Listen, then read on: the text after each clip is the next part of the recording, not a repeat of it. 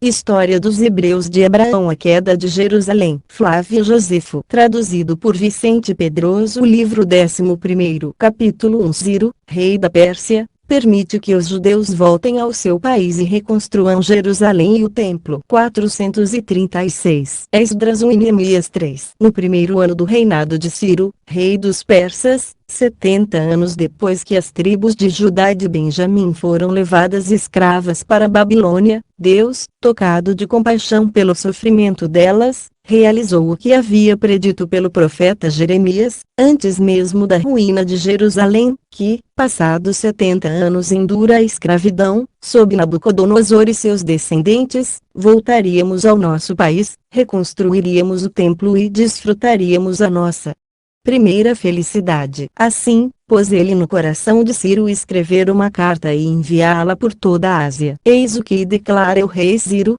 cremos que o Deus Todo-Poderoso, que nos constituiu o rei de toda a terra, é o Deus que o povo de Israel adora, pois ele predisse por meio de seus profetas que nós traríamos o nome que trazemos e reconstruiríamos o templo em Jerusalém, na Judéia, consagrado à sua honra. Esse soberano falava assim porque lera nas profecias de Isaías, escritas 210 anos antes que ele tivesse nascido e 140 anos antes da destruição do templo, que Deus lhe tinha feito saber que constituiria Ciro rei sobre várias nações e inspirar-lhe a resolução de fazer o povo voltar a Jerusalém para reconstruir o templo. Essa profecia causou-lhe tal admiração que, desejando realizá-la, mandou reunir na Babilônia os principais dos judeus e anunciou que lhes permitia voltar ao seu país e reconstruir a cidade de Jerusalém e o templo, que eles não deveriam duvidar de que Deus os auxiliaria nesse desígnio e que escreveria aos príncipes e governadores de suas províncias vizinhas da Judéia para que lhes fornecessem o ouro e a prata de que iriam precisar e as vítimas para os sacrifícios. Depois desse favor, os chefes das tribos de Judá e de Benjamim dirigiram-se imediatamente a Jerusalém com sacerdotes e levitas. Os que não quiseram deixar os seus bens ficaram na Babilônia. Chegaram depois os nobres aos quais o rei havia escrito e contribuíram com ouro e prata. Alguns deram-lhe animais, como cavalos. Outros, que haviam feito votos, ofereciam sacrifícios solenes para cumpri-los, tal como fariam se tivessem de começar a construir a cidade e realizar pela primeira vez as cerimônias que nossos pais observavam. Ciro restituiu nesse mesmo tempo os vasos sagrados tomados do templo no reinado de Nabucodonosor e que haviam sido levados para a Babilônia. Encarregou disso Mitredate, seu tesoureiro-mor, com ordem de confiá-los aos cuidados de Sesbazar, para os que guardasse até que o templo fosse reconstituído e os entregasse então aos sacerdotes e aos principais dos judeus, para que fossem recolocados no templo. Escreveu também esta carta aos governadores da Síria, o rei Ciro, a Cisina e a Sarabazão: saudação. Nós permitimos a todos os judeus que moram em nosso território e que quiserem voltar ao seu país que para lá se retirem com toda liberdade e reconstruam a cidade de Jerusalém e o templo de Deus. Enviamos Zorobabel, seu príncipe, e Mitredate, nosso tesoureiro-mor, para que lhe lancem os alicerces e elevem a altura de 60 côvados, com a mesma largura, e 3 ordens de pedras polidas e uma da madeira que existe naquela província. Queremos também que lá se erga um altar para se oferecerem sacrifícios a Deus. Entendemos que todas as despesas sejam feitas por nossa conta. Restituímos também, por meio de Mitredate de Zorobabel, os vasos sagrados que o rei Nabucodonosor retirou do templo, para que lá sejam recolocados. Seu número é de 50 bacias de ouro e 400 de prata, 50 vasos de ouro e 400 de prata, 50 baldes de ouro e 500 de prata, 30 grandes pratos de ouro e 300 de prata, 30 grandes taças de ouro e 2.400 de prata, e, além disso, 1.000 outros grandes vasos. Concedemos ainda aos judeus as mesmas rendas de que seus predecessores desfrutavam e lhes damos como compensação animais, vinho e óleo, 205.500 medidas de trigo, que queremos que sejam tomadas nas terras de Samaria. Os sacerdotes oferecerão a Deus todas as vítimas em Jerusalém, segundo a lei de Moisés, e rogarão pela nossa prosperidade, pela de nossos descendentes e pelo império dos persas. E, se alguns forem tão obstinados que não queiram obedecer às nossas ordens, queremos que sejam crucificados e que os seus bens sejam confiscados em nosso proveito. Era o que diziam as cartas de Ciro. O número de judeus que voltaram a Jerusalém foi de 42.462. Ou Tatenai. Capítulo 2. Os judeus começam a reconstruir Jerusalém e o templo. Depois da morte de Ciro, os samaritanos e as outras nações vizinhas escrevem ao rei Cambises, seu filho, para que mande suspender o trabalho. 437. Esdras 4. Depois da ordem expedida por Ciro, os judeus lançaram os alicerces do templo e trabalharam com ardor para reconstruí-lo. As nações vizinhas, particularmente os chutienses, que Salmaneser, rei da Síria, fizera vir da Pérsia e da Média para povoar Samaria depois de haver levado os israelitas, pediram aos governadores e aos que tinham o encargo da direção dessa obra que ordenassem aos israelitas cessar os trabalhos e suspender a reconstrução da cidade. Esses indivíduos, subornados por elas, venderam-lhes a negligência com a qual executaram a sua comissão, mas Ciro não lhes deu atenção porque estava ocupado com a guerra contra os Massagetas, na qual veio a morrer. Cambises, seu filho, sucedeu-o, e logo que subiu ao trono os sírios, os fenícios, os amonitas, os moabitas e os samaritanos escreveram-lhe esta carta: Majestade,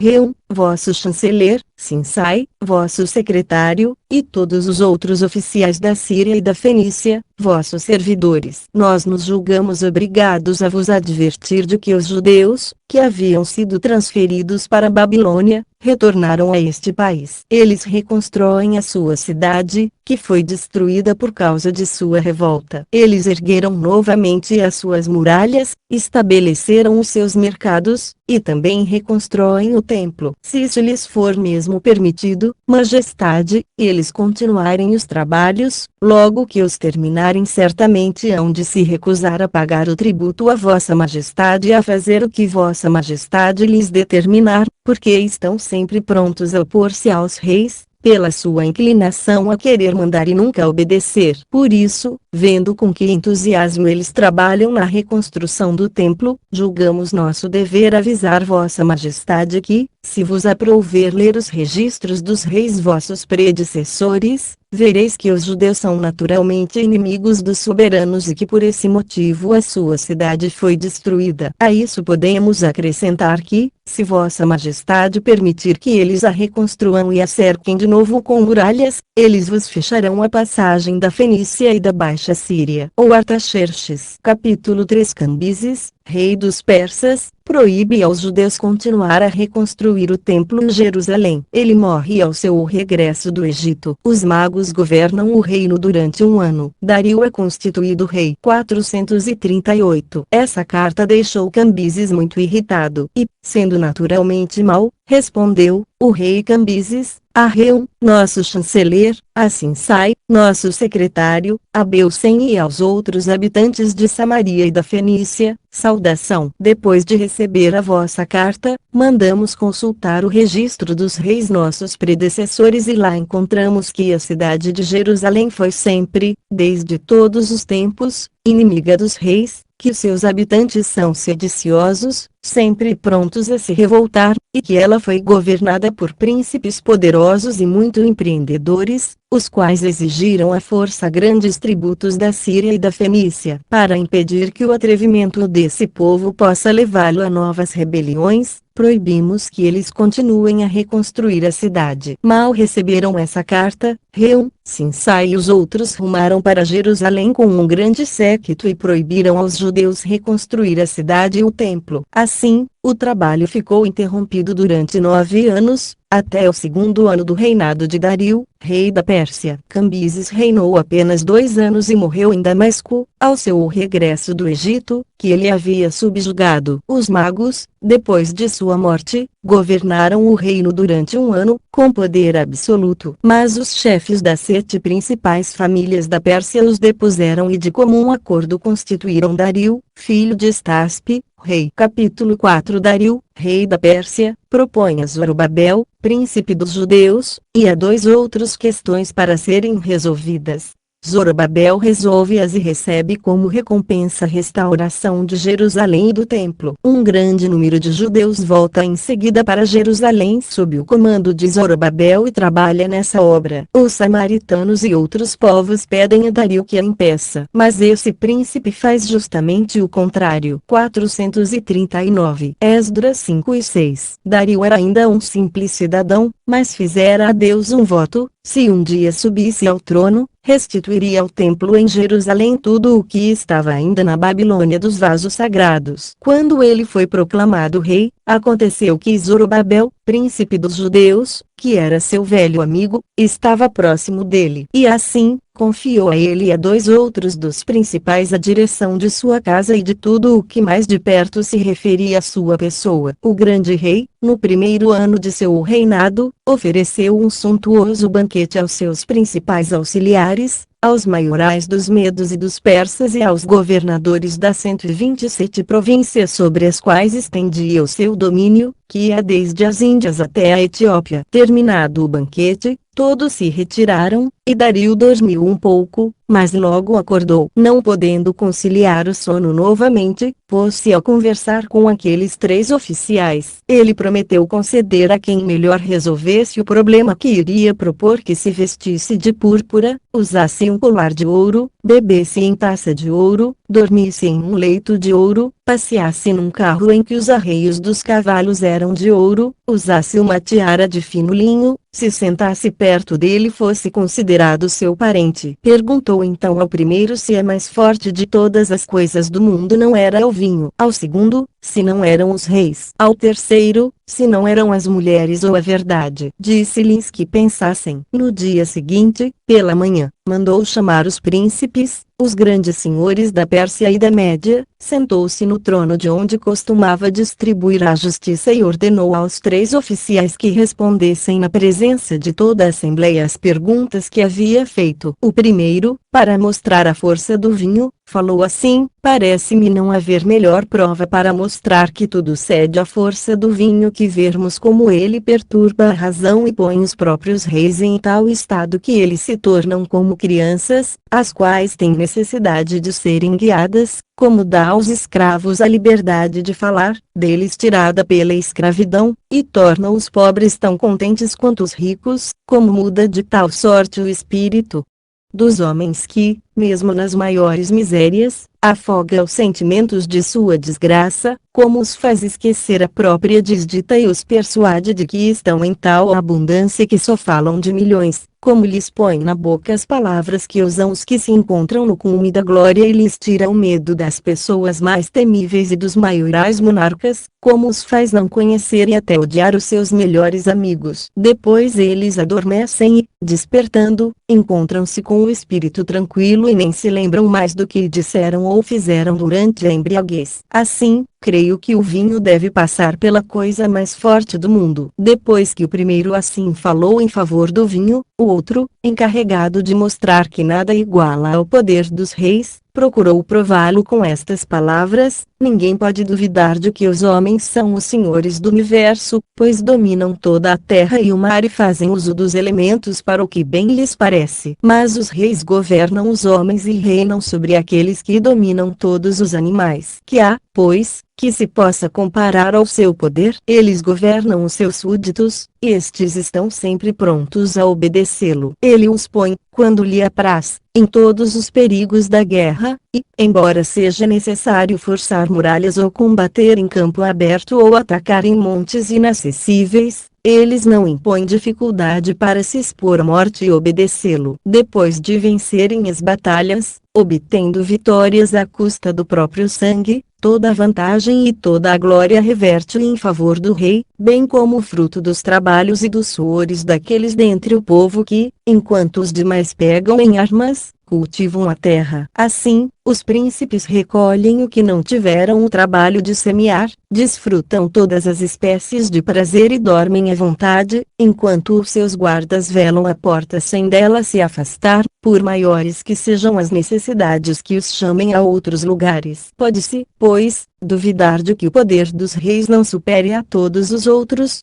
Zorobabel, que devia falar por último, para mostrar que o poder das mulheres e da verdade é o mais forte, assim se expressou: estou de acordo com a força do vinho e o poder dos reis, mas ouso afirmar que o poder das mulheres é ainda maior. Os homens e os reis têm nelas a sua origem, e, se elas não tivessem posto no mundo os que cultivam as terras, a vinha não produziria um fruto cujo suco é tão agradável. De tudo teríamos falta sem as mulheres. Devemos ao seu trabalho as principais comodidades da vida, elas fiam a lã e o tecido com que nos vestimos. Têm cuidado de nossas famílias, e não poderíamos passar sem elas. A sua beleza tem tanto encanto que nos fazem desprezar o ouro, a prata e tudo o que há de mais rico no mundo para ganharmos o seu afeto. Para segui-las, abandonamos sem pesar mãe, pai, parentes, amigos e a nossa própria pátria. Fazemo-las senhoras não somente de tudo o que conquistamos com 1000 trabalhos na terra e no mar, mas de nós mesmos. Acrescentarei que vi o rei, senhor de tantas nações, permitir que Apameia, sua senhora, filha de Rapsacés-Temazim, lhe batesse no rosto e lhe arrancasse a coroa para pô-la na própria cabeça, e viu o grande príncipe rir-se quando ela estava de bom humor, afligir-se quando ela estava triste, adulá-la, unificar-se aos sentimentos dela e rebaixar-se até pedir-lhe desculpas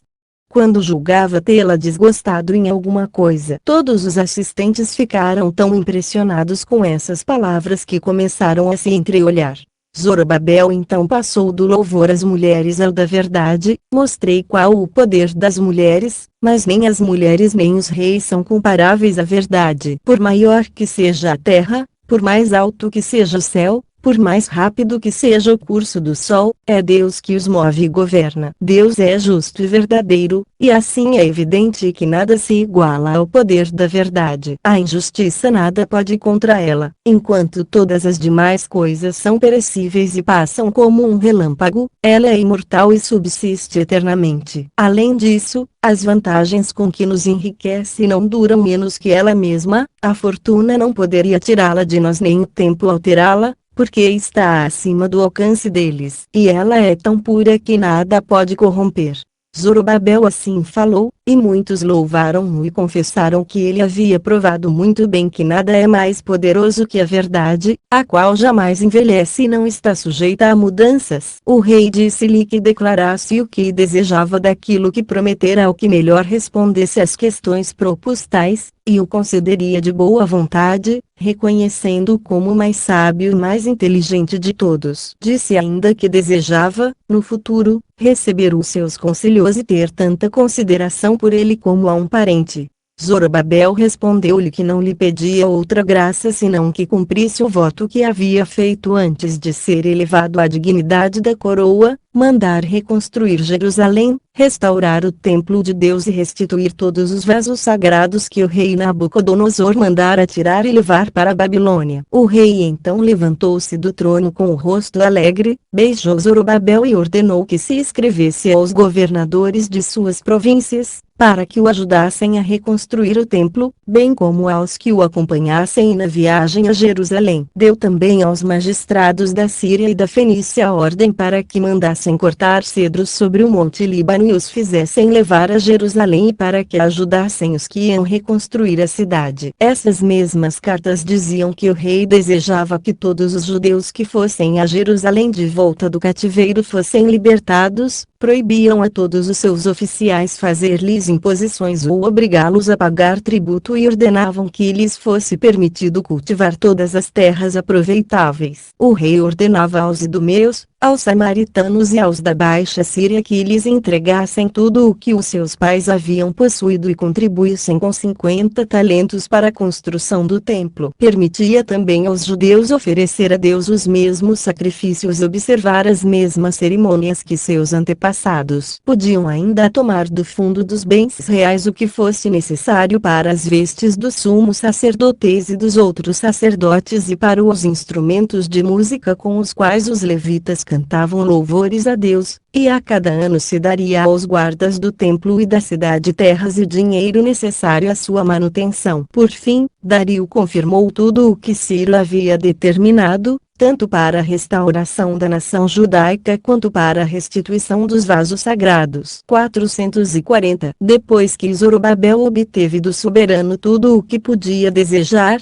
a primeira coisa que fez ao sair do palácio foi elevar os olhos ao céu e agradecer a Deus o favor que ele lhe fizera, ou seja, torná-lo perante o príncipe o mais hábil e inteligente de todos. Confessou que devia toda a sua felicidade ao auxílio dele e pediu que ele continuasse a ajudá-lo. Quando chegou a Babilônia e deu essa grata notícia aos de sua nação, eles também deram graças a Deus por ele haver permitido que se restabelecessem em sua pátria e passaram 7 dias inteiros em festas de regozijo. As famílias escolheram em seguida pessoas de sua tribo para que fossem levadas a Jerusalém e procuraram cavalos e outros animais para carregar as suas mulheres e filhos. Assim uma grande multidão de todas as idades e ambos os sexos, guiadas por aqueles que Dario havia posto à frente, fez toda a caminhada com incrível alegria, ao som de flautas e de timbales. O temor de aborrecer o leitor e de interromper o fio de minha narração não me deixará mencionar nomes em particular. Contentar-me-ei em dizer o seu número. Havia nas tribos de Judá e de Benjamim, da idade de 12 anos para cima,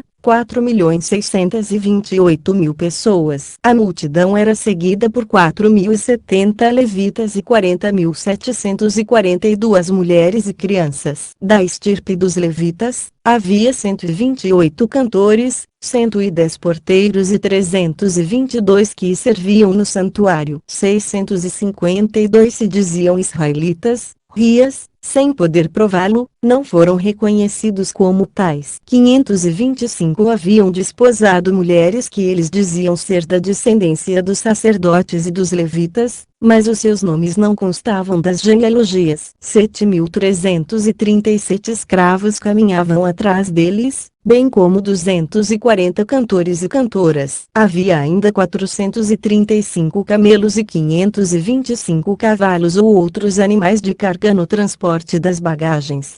Zorobabel, de que falamos há pouco, era filho de Sealtiel, da tribo de Judá e da estirpe de Davi. Ele chefiava essa grande multidão, auxiliado por Jesua, filho de Josadaque, sumo sacerdote, Mardoqueu e Serebeu, escolhidos pelas outras 2 tribos. Os 2 últimos contribuíram, das próprias economias, com 100 peças de ouro e 5.000 de prata para as despesas dessa viagem. Os sacerdotes, os levitas e uma parte do povo judeu que estava na Babilônia voltaram para morar novamente em Jerusalém, e os que lá ficaram os acompanharam durante uma parte do caminho e depois retornaram. 441 7 meses depois, Jesua, sumo sacerdote, e o príncipe Zorobabel enviaram a toda parte convites aos de sua nação, para que se dirigissem a Jerusalém. Eles foram com grande alegria, depois de construírem um altar no mesmo local onde estivera o primeiro, ofereceram sacrifícios a Deus segundo o que Moisés havia determinado. As nações vizinhas viram isso com grande desprazer,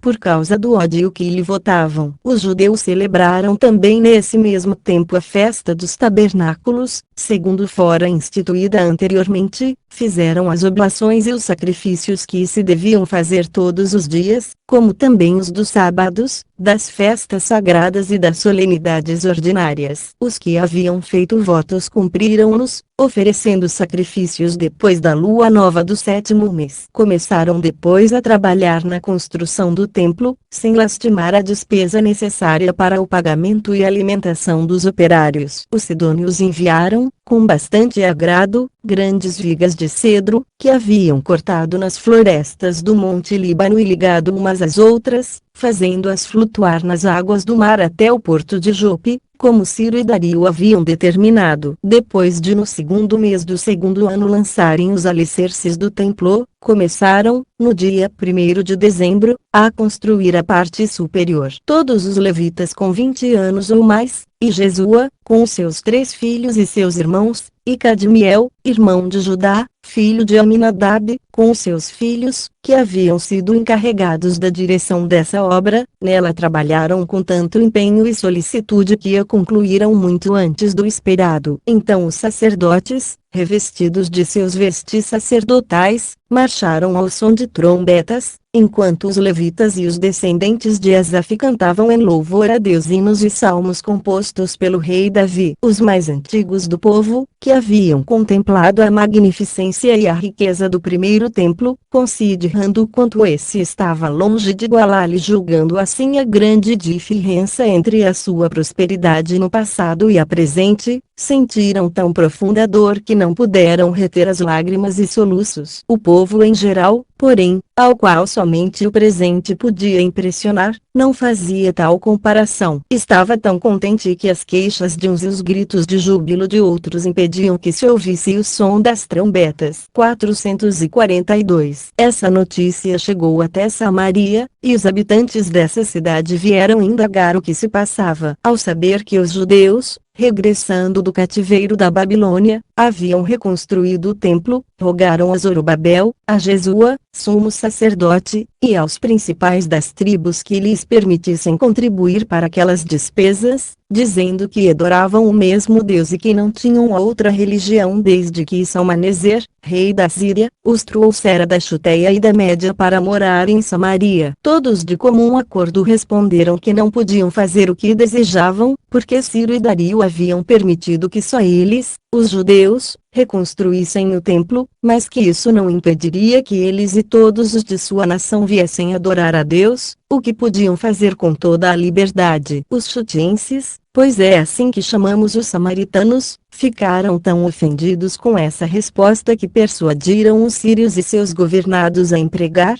para impedir a construção do templo, os mesmos meios de que se haviam servido outrora, nos tempos de Ciro e de Cambises, acrescentando que não havia um momento a perder, por causa da pressa com que os judeus trabalhavam naquela obra. Naquele mesmo tempo, Cisina, governador da Síria e da Fenícia, acompanhado por Sarabazão e por alguns outros, veio a Jerusalém e perguntou aos principais dos judeus quem lhes permitira reconstruir o templo, fazendo tão robustecido que mais parecia uma fortaleza, e também cercar toda a cidade com muralhas tão espessas.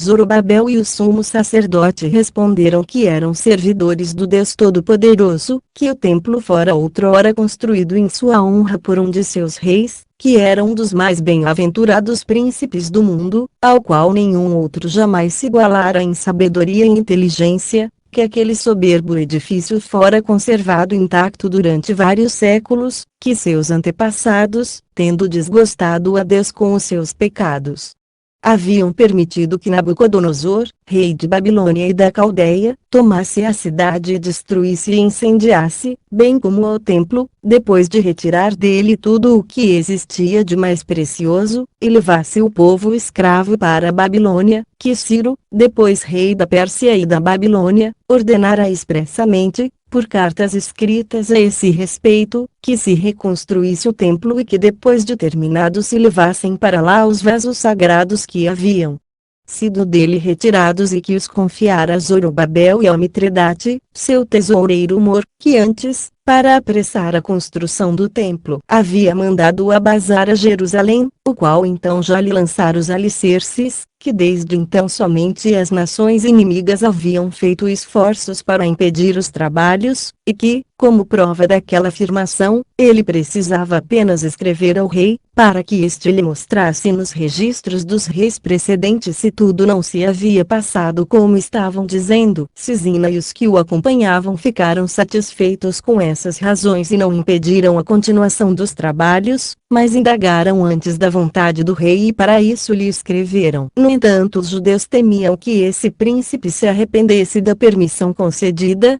Porém os profetas Ageu e Zacarias disseram-lhes que nada temessem, nem de Dario nem dos persas, porque estavam informados da vontade de Deus sobre aquele assunto. Assim, tranquilizaram-se e continuaram a trabalhar com o mesmo ardor. Os samaritanos e os chutienses não deixaram, por sua vez, de escrever ao rei Dario, contando que os judeus fortificavam a sua cidade e construíam um templo que mais parecia uma fortaleza que um lugar destinado ao culto a Deus. E, para testemunhar ao rei o quanto aquilo lhe seria prejudicial, mandaram-lhe as cartas do rei Cambises pelas quais ele havia proibido a continuação daquelas obras, pois não as julgava proveitosas para o seu serviço. Quando Dario recebeu essas cartas e as de Cisina, mandou procurar os registros dos reis. Encontraram um deles no castelo de Ecbatana, na Média, onde estava escrito assim: o rei Ciro ordenou no primeiro ano de seu reinado que se construísse em Jerusalém um templo de 60 côvados de altura e outros tantos de largura, com 3 ordens de pedras polidas e uma da madeira que se encontra naquele país, que se edificasse um altar naquele templo, que tudo seria feito às suas expensas, que os vasos sagrados retirados por Nabucodonosor seriam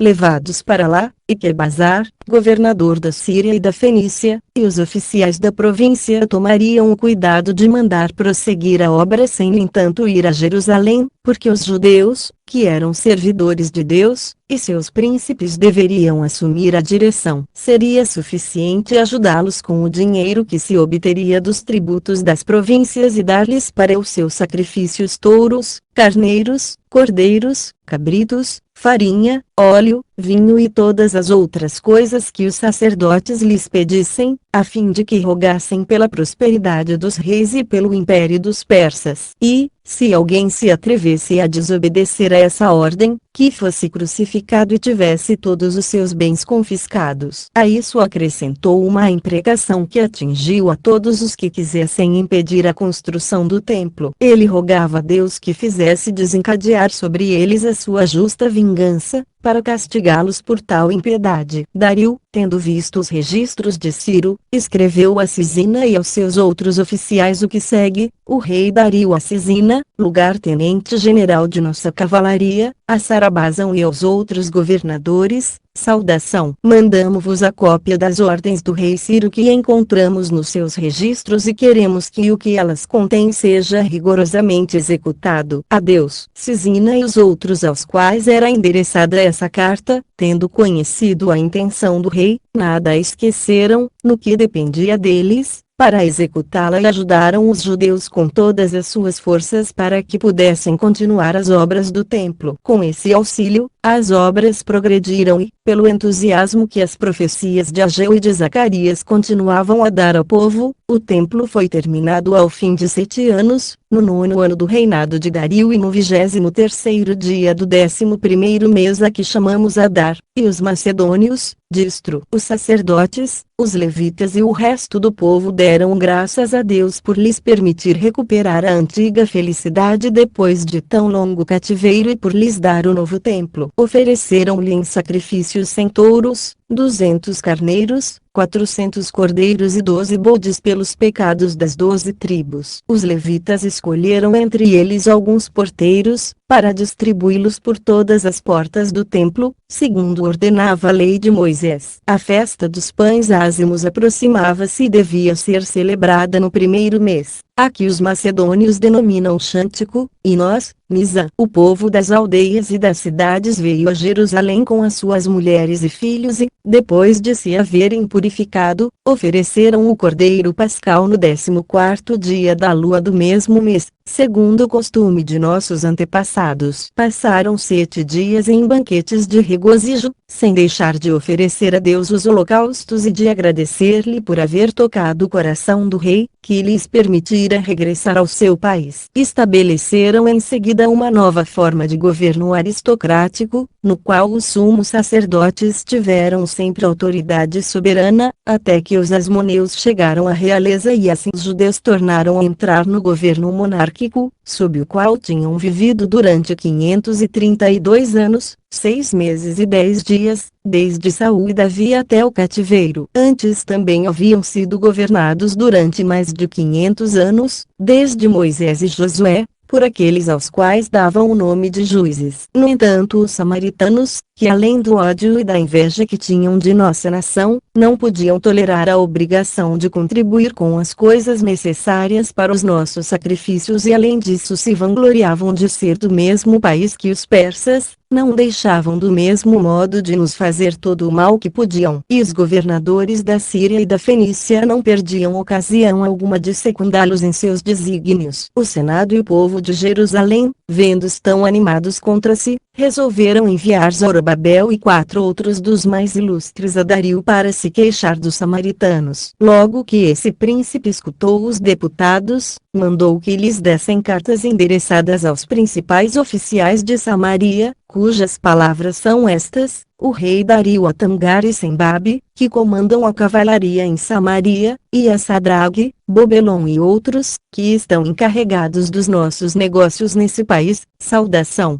Zorobabel, Ananias e Mardoqueu, deputados pelos judeus junto de nós, queixaram-se das dificuldades que lhes moveis na construção do templo e de que recusais contribuir para os sacrifícios com aquilo que ordenamos. Escrevemo-vos esta carta a fim de que logo que a tenhais recebido não deixeis de cumprir as vossas obrigações e de tomar para esse fim, no nosso tesouro proveniente dos tributos da Samaria, tudo o que os sacerdotes de Jerusalém tiverem necessidade, porque a nossa intenção é que não se deixe de oferecer sacrifícios a Deus pela nossa prosperidade e pela do império dos persas. Capítulo 5. Xerxes sucede a Dario, seu pai, no reino da Pérsia. Permite que Esdras, sacerdote, retorne com grande número de judeus a Jerusalém e concede tudo o que ele deseja. Esdras obriga os que haviam desposado mulheres estrangeiras a restituí-las. Sua morte. Neemias obtém de Xerxes licença para reconstruir os muros de Jerusalém e termina essa grande obra. 443. Esdras 7. Xerxes sucedeu a seu pai, Dario, e não foi menos herdeiro de sua piedade para com Deus que sucessor no trono. Nada mudou a respeito do que fora determinado com relação ao culto a ele, e Xerxes teve sempre uma grande afeição pelos judeus. Joaquim, filho de Jesua, era sumo sacerdote durante o seu reinado, e Esdras era o primeiro e o mais considerável dentre todos os sacerdotes que haviam ficado na Babilônia. Era um homem de bem e muito instruído nas leis de Moisés. Desfrutava grande fama no meio do povo e era muito amado pelo rei. Assim, quando resolveu voltar a Jerusalém e levar consigo alguns judeus que estavam morando na Babilônia, ele obteve desse príncipe algumas cartas de recomendação endereçadas aos governadores da Síria, nestes termos: Xerxes, rei dos reis, a Esdras, sacerdote e leitor da lei de Deus, saudação, julgando que é de nossa bondade permitir a todos os judeus,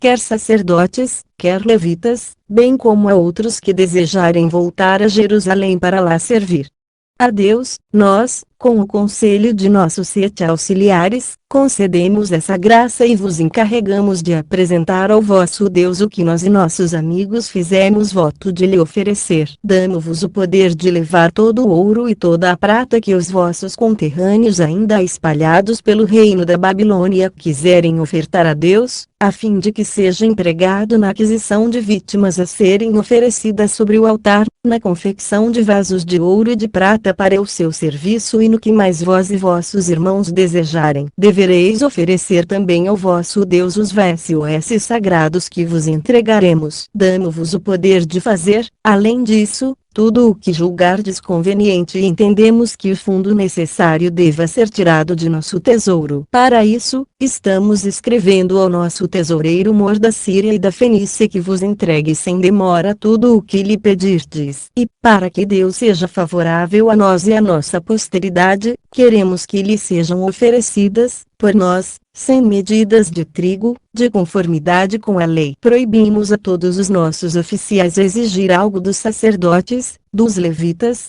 dos cantores, dos porteiros e dos outros que servem no templo de Deus ou impor-lhes tributos e obrigações. Quanto a vós, Esdras, usareis da prudência e da sabedoria que Deus vos concedeu para estabelecer na Síria e na Fenícia juízes que administrem a justiça, e que os já instruídos nas vossas leis ensinem aos que ainda as ignoram e castiguem com multas ou mesmo com a morte os que não temerem violar os vossos mandamentos e os nossos. Esdras, ao receber essa carta, adorou a Deus e deu-lhe imensas graças, pois só podia atribuir ao seu auxílio demonstrações de bondade tão extraordinárias da parte do rei. Reuniu em seguida todos os judeus que estavam na Babilônia, leu-lhes as cartas e, conservando o original, enviou cópias aos judeus que estavam na Média. Pode-se imaginar a alegria que eles sentiram por saber da piedade do rei para com Deus e de seu afeto por Esdras. Muitos decidiram dirigir-se imediatamente à Babilônia com o que possuíam de bens a fim de irem com Esdras a Jerusalém. Mas o resto dos israelitas não quis abandonar esse país. Assim, somente as tribos de Judá e de Benjamim voltaram a Jerusalém, e estão ainda hoje sujeitas, numa parte da Ásia e da Europa, ao domínio dos romanos. As outras 10 tribos permaneceram além do Eufrates,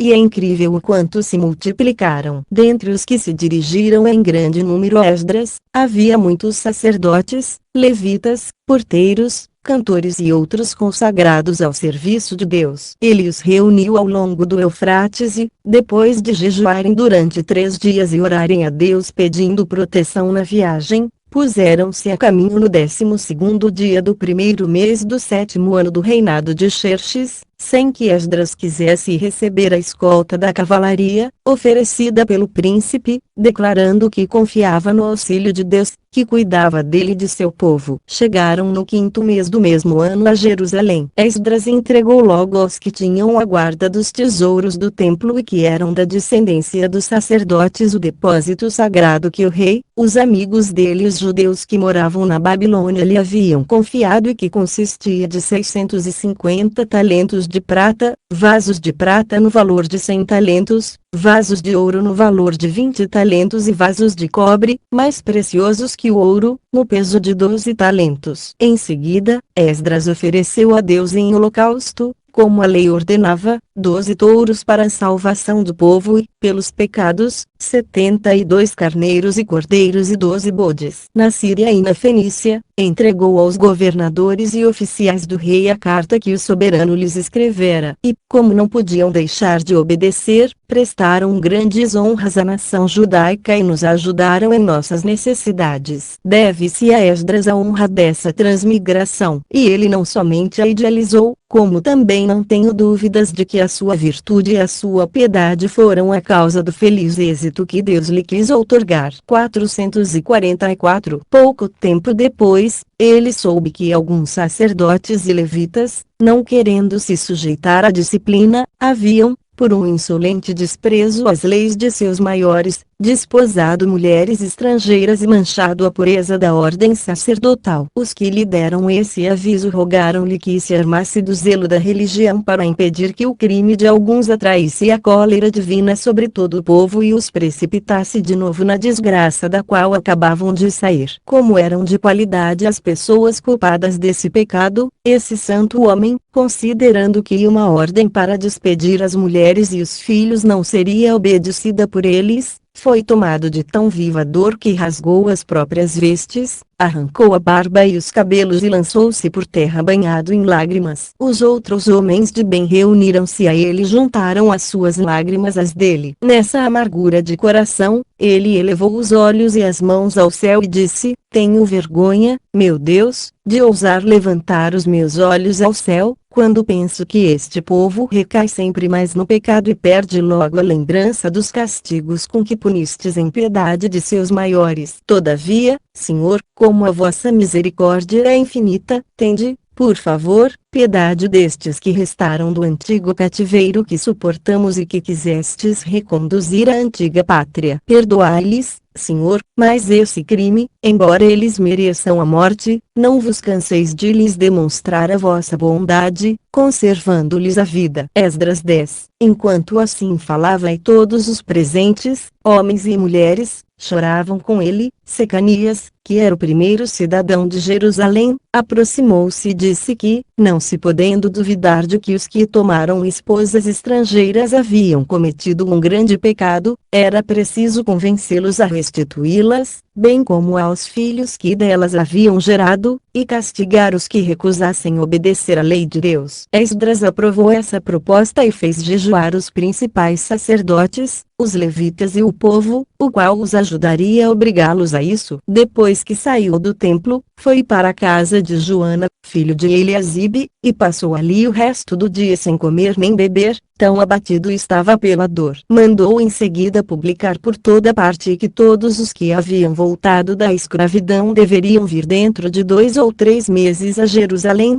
sob pena de serem excomungados e de terem os seus bens confiscados em favor do tesouro do templo, segundo o juízo que seria pronunciado pelos anciãos. No terceiro dia, que era o 29º do 9º mês, que os hebreus chamam Tebete, e os macedônios, a Peleia, os da tribo de Judá e de Benjamim dirigiram-se à parte superior do templo, e os principais assentaram-se. Esdras levantou-se e disse-lhes que os que haviam desposado mulheres estrangeiras, contra a proibição da lei, tinham cometido um grande pecado e que Deus só tornaria a ser-lhes favorável se as mandassem embora. Todos responderam em voz alta que o fariam de boa vontade, mas o número delas era tão grande e a estação tão contrária, pois era inverno, de frio intenso, que aquilo não podia ser feito imediatamente. Assim, seria necessário um pouco de paciência. Enquanto isso, os principais dentre o povo que estivessem isentos desse pecado, ajudados pelos anciãos, informar-se-iam com exatidão a respeito dos que haviam transgredido a determinação da lei. A proposta foi aprovada, e no primeiro dia do 10º mês começou-se a indagação dos que haviam contraído matrimônio ilícito. A investigação durou até quase o primeiro dia do mês seguinte, e vários parentes de Jesua, sumo sacerdote, dos outros sacerdotes, dos levitas e de outros dentre o povo devolveram imediatamente as suas mulheres, preferindo assim a observância da lei e a paixão que sentiam por elas, por maior que fosse. Depois ofereceram a Deus carneiros em sacrifício, para aplacar-lhe a cólera. Eu poderia citar nomes, mas não julgo necessário. Dessa forma, Esdras remediou o erro cometido por esses matrimônios profanos e aboliu esse mau costume, no qual ninguém mais caiu. No 7º mês, que era o tempo de se comemorar a festa dos tabernáculos, quase todo o povo reuniu-se próximo da porta do templo, a qual está do lado do oriente, e rogou a Esdras que lhes desse a lei de Moisés. Ele consentiu, e essa leitura durou desde a manhã até a tarde. Eles se foram tão comovidos que derramavam lágrimas, porque aquelas santas leis não somente lhes mostraram o que eles deviam fazer no tempo presente e no futuro, como também revelaram que, se as tivessem observado no passado, não teriam caído em tantas desgraças. Esdras,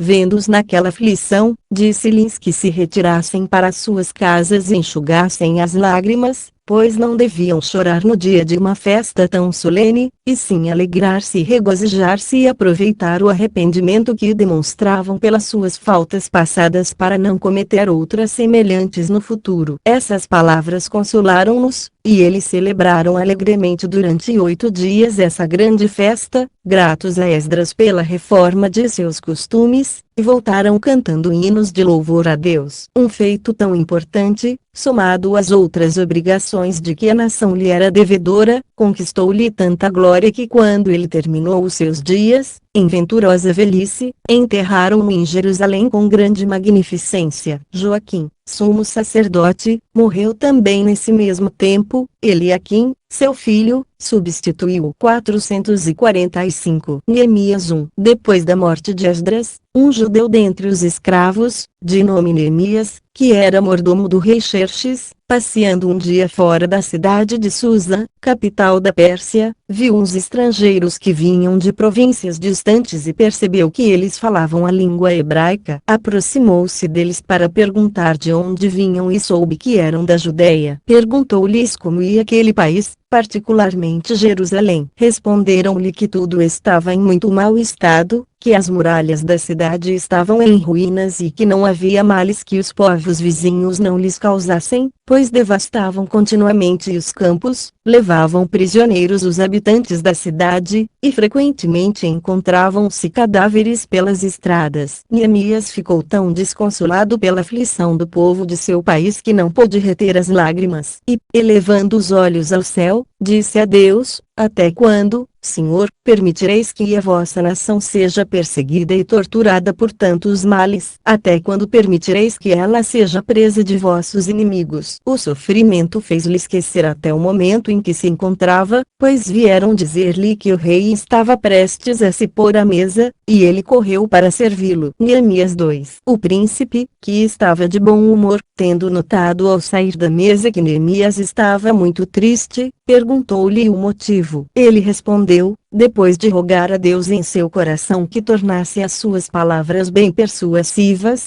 como poderia, Majestade, não está triste pela aflição de saber a que estado se acha reduzida a cidade de Jerusalém, minha querida pátria, onde estão os sepulcros de meus antepassados? Os seus muros estão completamente em ruínas, e as suas portas, reduzidas a cinzas. Fazei-me, Senhor, o favor de permitir que eu vá reerguê-las e de fornecer o que falta para completar a restauração do templo. O soberano recebeu tão bem esse pedido que não somente concedeu o que ele desejava, como também prometeu escrever aos seus governadores para que o tratassem com muita honra e o ajudassem em tudo o que ele desejasse. Acrescentou o príncipe: esquecei então a vossa aflição e continuai a servir-me, com alegria. Neemias adorou a Deus e deu ao rei os seus humildes e sinceros agradecimentos por tão grande favor. O seu rosto tornou-se tão alegre quanto antes estava triste. No dia seguinte, o rei entregou-lhe as cartas endereçadas a Sadé,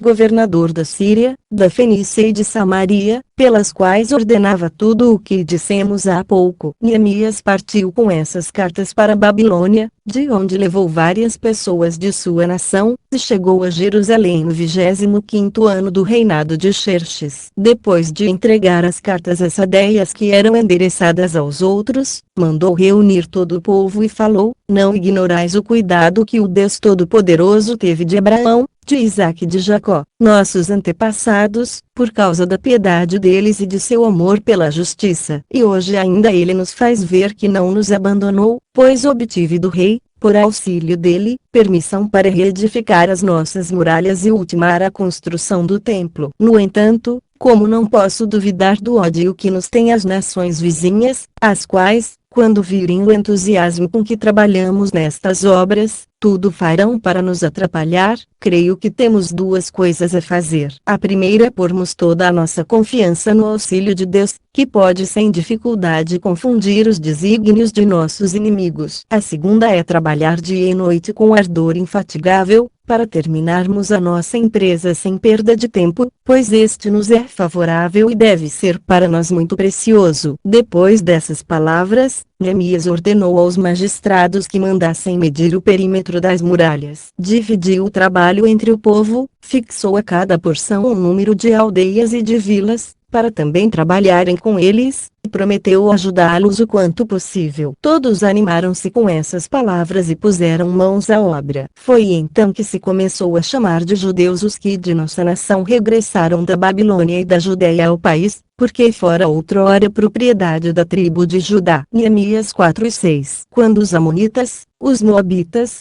os samaritanos e os habitantes da Baixa Síria souberam que a obra progredia, sentiram grande desgosto, e nada houve que não fizessem para dificultar o empreendimento. Faziam emboscadas aos nossos, matavam os que lhes caíam nas mãos e, como Neemias era o principal objeto de seu ódio, deram dinheiro a alguns assassinos, para que o matassem. Procuraram também assustar os judeus com vãos terrores, fazendo correr o boato de que um exército formado por diversas nações avançava para atacá-los. Tantos esforços e artifícios acabaram assustando o povo, e pouco faltou para que abandonassem o empreendimento. Nada, porém, foi capaz de assustar ou desanimar Neemias. Intrépido em meio a tantas dificuldades, continuou a trabalhar com mais ardor do que nunca e fez-se acompanhar por alguns soldados, para lhe servirem de guardas, não que tivesse medo da morte, mas por saber que os seus concidadãos perderiam a coragem se não o tivessem mais entre eles para animá-los na execução de tão santa empresa. Ordenou aos operários que, no trabalho, mantivessem a espada sempre ao lado e perto de seus escudos, para dele se servirem em caso de necessidade. Colocou trombeteiros de 500 em 500 passos, para dar o alarme e obrigar o povo a tomar logo as armas se aparecessem os inimigos. Ele mesmo fazia, durante toda a noite, a ronda pela cidade. Para fazer o trabalho progredir não bebia, não comia e não dormia, exceto quando obrigado pela necessidade. Isso ele fez não por pouco tempo, mas de forma contínua pelo espaço de 27 meses, que foi o quanto empregaram na restauração das muralhas da cidade. Por fim, a obra foi concluída, no 9º mês do 28º ano do reinado de Xerxes. Então Neemias e todo o povo ofereceram sacrifícios a Deus e passaram 8 dias em festas e banquetes de regozijo, o que causou aos sírios visível desprazer. Neemias, vendo que Jerusalém não estava bastante povoada, induziu os sacerdotes e os levitas que moravam no campo a vir para a cidade morar nas casas que ele mandara construir e obrigou os camponeses a lhes trazer os dízimos, o que eles fizeram com prazer, a fim de que nada os pudesse impedir de se dedicar inteiramente ao serviço de Deus. Assim,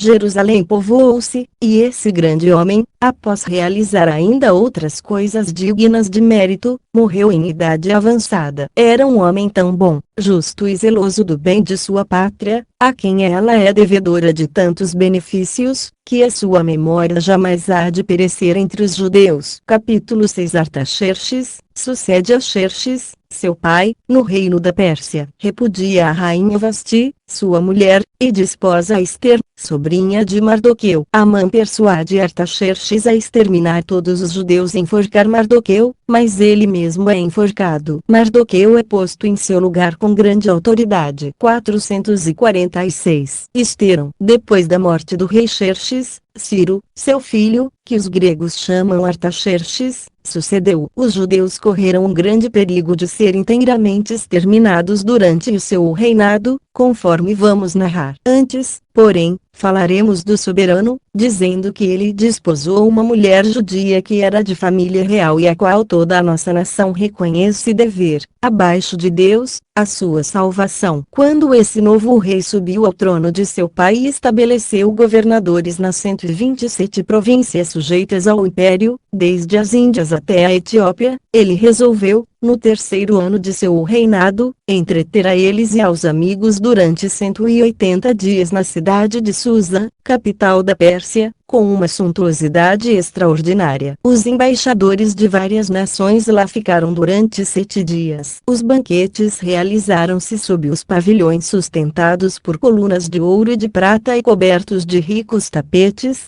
tão espaçosos que podiam abrigar um grande número de pessoas. Toda a baixela de que se serviam era de ouro e enriquecida de pedras preciosas. Artaxerxes ordenou aos seus serventes que não obrigassem ninguém a beber segundo o costume dos persas, mas deixassem a cada qual a liberdade de fazer como quisesse. Mandou ao mesmo tempo proclamar por toda parte de seu território que o povo deixasse de trabalhar durante alguns dias e pensasse apenas em se regozijar e em desejar-lhe um feliz reinado. A rainha Vasti, ao mesmo tempo, cuidava das damas de seu palácio com magnificência igual a que o rei dispensava aos grandes e aos príncipes. Artaxerxes, querendo mostrar que ela sobrepujava todas as outras mulheres em beleza, mandou que comparecesse à grande assembleia. Mas como o costume dos persas não permite às mulheres se apresentarem diante de estrangeiros, ela decidiu não aparecer, embora o rei enviasse diversas vezes os eunucos para buscá-la. Essa teimosia o aborreceu. Ele saiu do banquete, reuniu os magos, que entre os persas interpretam as leis, e queixou-se a eles de ter várias vezes pedido à rainha que comparecesse ante a assembleia e que ela não queria obedecer. Ordenou-lhes então que dissessem a que a lei se obrigava naquele caso. Memucã, um deles, respondeu que aquela desobediência da rainha e a injúria que ela fizera ao rei não somente atingia e ofendia o soberano, mas também a todos os persas. Porque as suas mulheres, vendo que a rainha não temia ofender tão poderoso príncipe com aquele insolente desprezo, seriam também levadas a desprezar os maridos, para imitar-lhe exemplo. E assim, aconselhava-o a castigá-la severamente e a mandar publicar em todo o seu território que fosse determinado contra ela. Os outros magos, depois dessa opinião, deram também cada qual o seu parecer e chegaram à conclusão de que o rei deveria repudiar a rainha e desposar uma outra. A Bíblia chama o Assuero 447. Ester 2. Tal determinação deixou o príncipe muito aflito porque, de um lado, ele não queria contrariar as leis e, de outro, nutria uma violenta paixão pela rainha,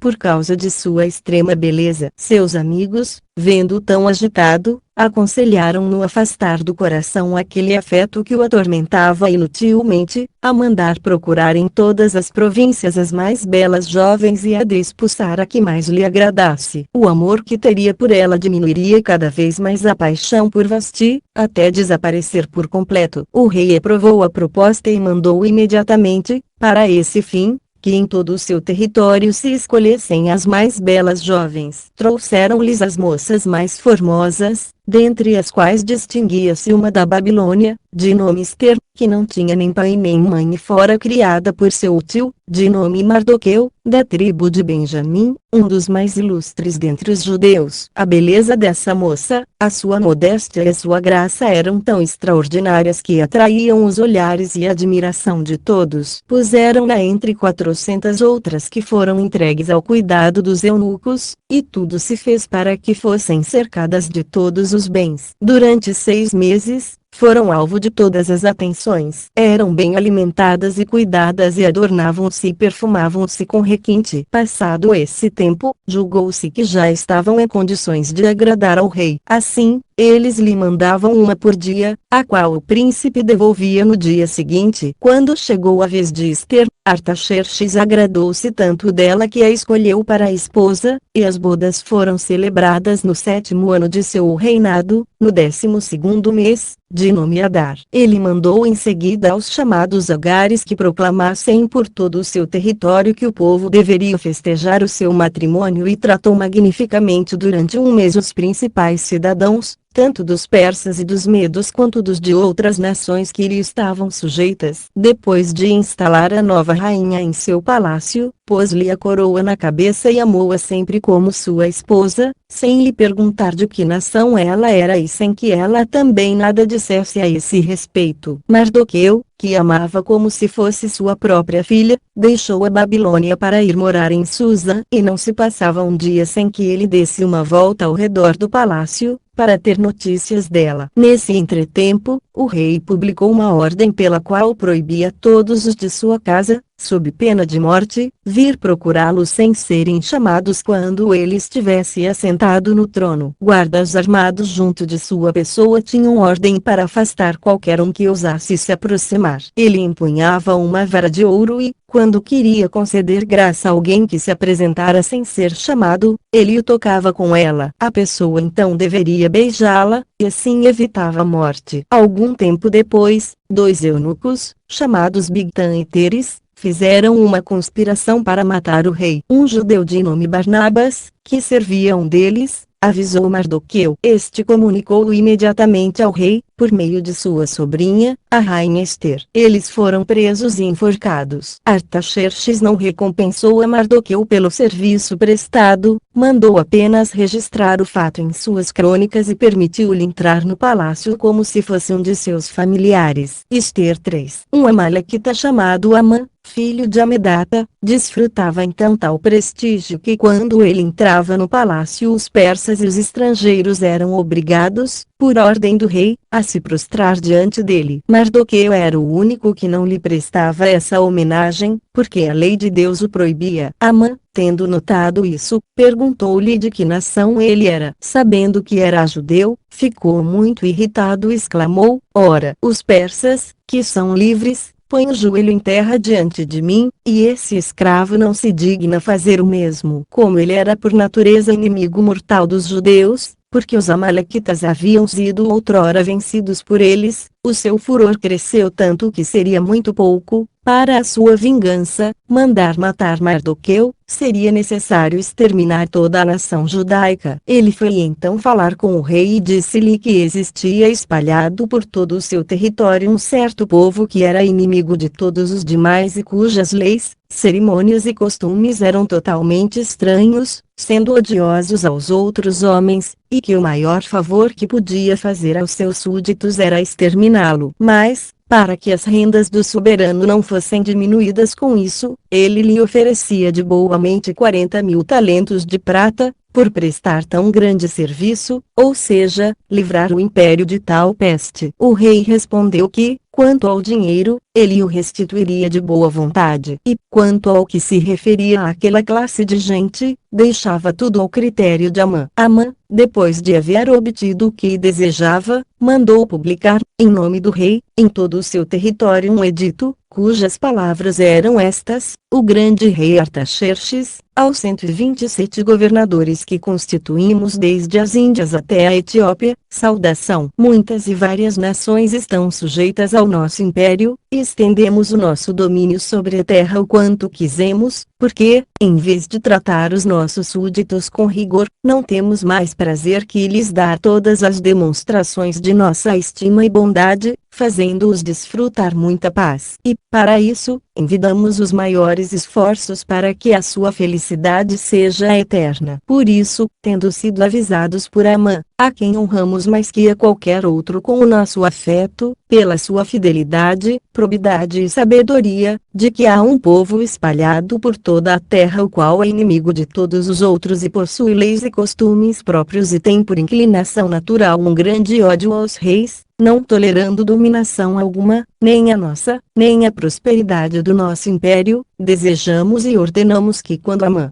a quem consideramos como pai, vos der a ordem, extermineis inteiramente esse povo, com as suas mulheres e filhos, sem poupar um sequer e sem que a compaixão seja mais forte sobre o vosso espírito que a obediência. O que entendemos seja feito no 13º dia do 12º mês do presente ano, a fim de que, sendo mortos num mesmo dia esses inimigos públicos, possais passar em paz e tranquilidade o resto de vossas vidas. Depois que essa carta em forma de edito foi publicada por toda parte, todos se prepararam para exterminar os judeus no tempo determinado e se dispuseram a fazer a mesma coisa na cidade de Susa, capital da Pérsia, que por isso estava muito agitada. No entanto, o rei e Amã passavam os dias em banquetes. Ester 4. Quando Mardoqueu soube do conteúdo daquele cruel edito, rasgou as próprias vestes, cobriu-se com um saco, espalhou cinza sobre a cabeça e saiu clamando por toda a cidade que era horrível querer destruir daquele modo uma nação inocente. Mas ele foi obrigado a ficar à porta do palácio, porque no estado em que se encontrava não lhe foi permitido entrar. A aflição de todos os judeus não era menor em todas as outras cidades onde o edito fora publicado, e, então geral desolação, o ar repercutia gritos e lamentações. A rainha,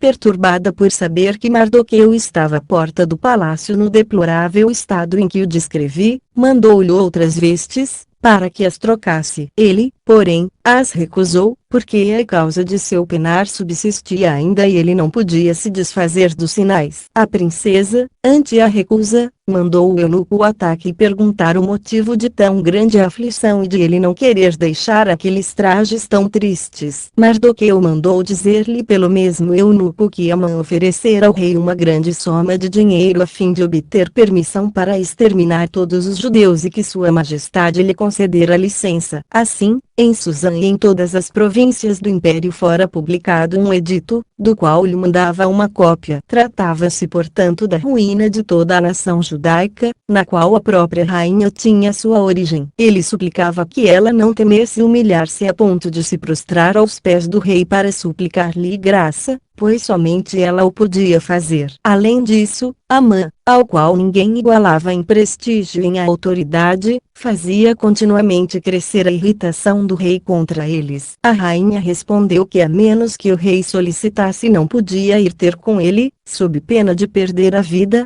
caso ele não a tocasse com a vara de ouro que tinha na mão. Mardoqueu então rogou ao eunuco que dissesse à rainha que ela não devia, em tal contingência, considerar tanto a sua vida quanto a de sua nação. Se ela o fizesse, Deus não deixaria de ter cuidado dela, mas se ela fosse insensível à ruína de seu próprio povo, ele mesmo a castigaria, destruindo-a com toda a nação. A rainha, comovida por essas palavras, mandou dizer-lhe pelo mesmo eunuco que reunisse todos os judeus que estavam em Suzã e ordenasse um jejum de 3 dias e que fizessem orações a Deus em favor dela. Ela faria o mesmo com as outras mulheres e iria em seguida falar com o rei sem ser chamada, o que talvez lhe custasse a vida. Mardoqueu executou a ordem e durante o jejum rogou a Deus que não permitisse a destruição de seu povo, mas o ajudasse naquela ocasião, tal como fizera tantas outras vezes, que lhes perdoasse os pecados e que os livrasse de tão grave perigo, pois nele não se haviam metido por culpa própria. Disse ainda: vós sabeis, meu Deus, que a cólera de Amã, que jurou a nossa ruína,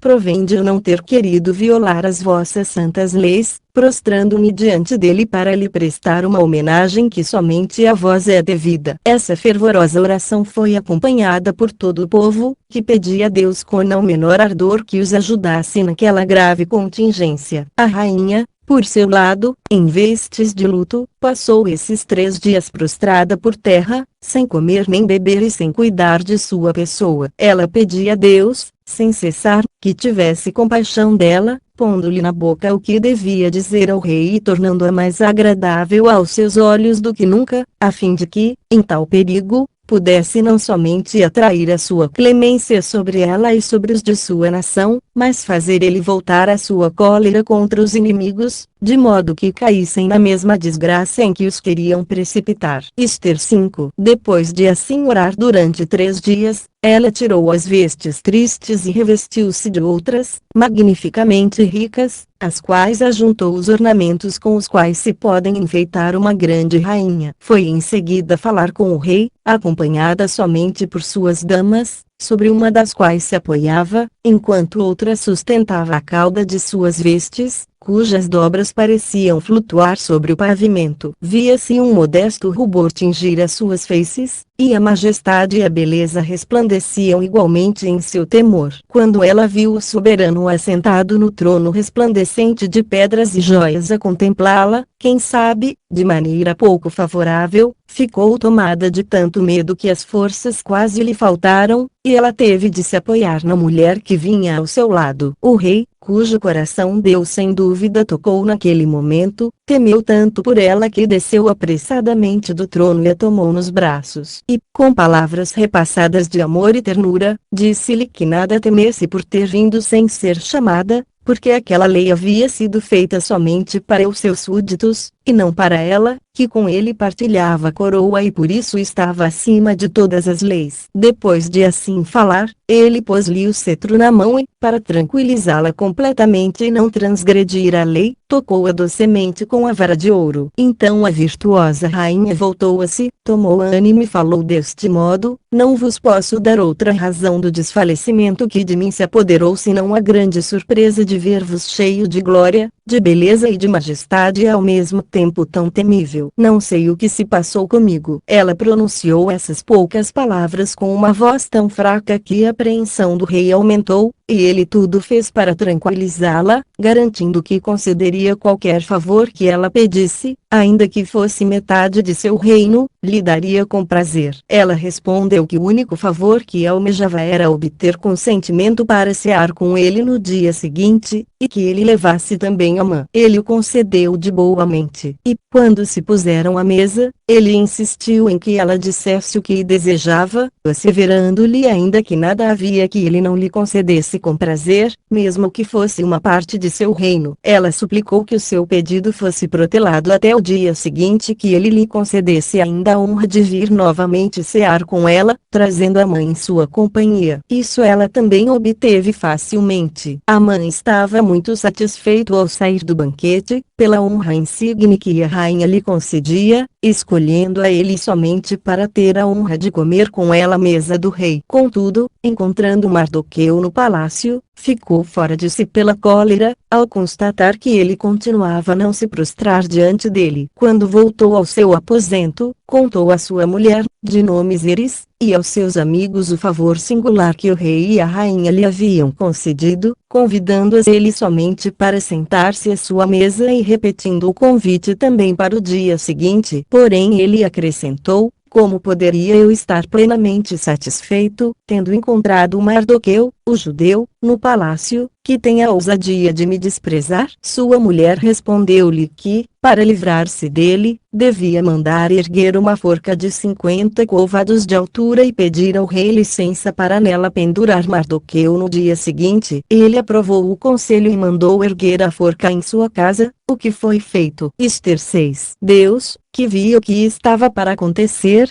zombou de sua detestável esperança. Para confundir os seus desígnios, fez com que na noite seguinte o rei não pudesse dormir e que, para empregar utilmente tempo para o bem de sua nação, mandasse trazer alguns registros, nos quais ele e os seus predecessores faziam escrever as coisas mais importantes, a fim de lhes conservar a memória. Ele ordenou ao seu secretário que o lesse, e lá encontrou que se haviam dado muitas terras a um homem para recompensá-lo por uma ação insigne. Um outro recebera grandes presentes por haver se mostrado fiel, e Mardoqueu descobrira a conjuração feita pelos eunucos Bigtan e Teres. O secretário queria continuar a ler, mas o rei o deteve, para saber se havia menção de alguma recompensa a Mardoqueu por tão grande serviço. O secretário respondeu que sobre isso nada havia escrito, e o soberano mandou então suspender a leitura. Perguntou em seguida a um dos oficiais da guarda que horas eram e mandou que fossem ver se havia à porta do palácio algum daqueles aos quais ele mais estimava. Amã lá estava,